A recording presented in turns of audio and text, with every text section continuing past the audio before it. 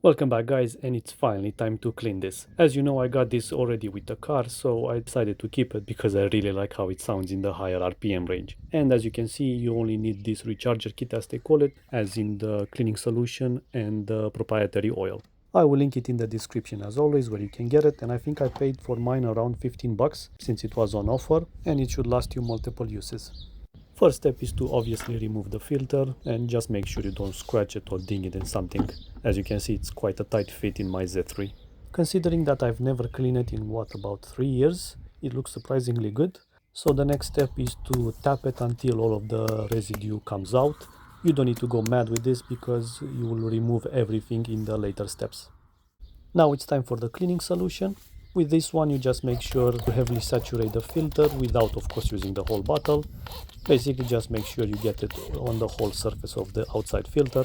Don't worry too much if a bit goes inside, because later we will clean everything. Let it rest for a few minutes in the sun, but make sure the cleaning solution doesn't dry out completely.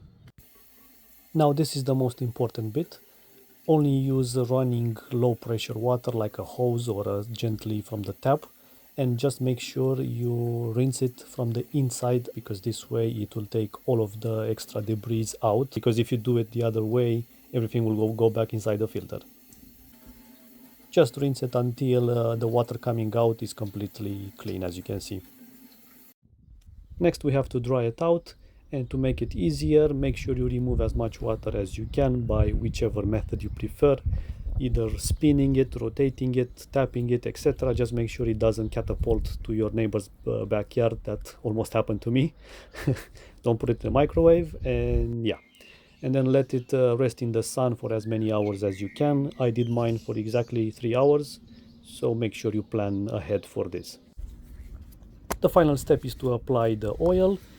This kit can be had in either an aerosol can, in my case, or a squeeze bottle, so it's up to you how you prefer to apply it. Regardless of that, the main point here is to make sure you cover the whole surface. Go once, go twice if you have to, and just make sure there are no gray spots. And then that's it. Grab a rag and to clean any excess, and it's ready to go back into the car. So what do you think, guys? How do you find it? Thank you for watching, and I'll see you in the next one.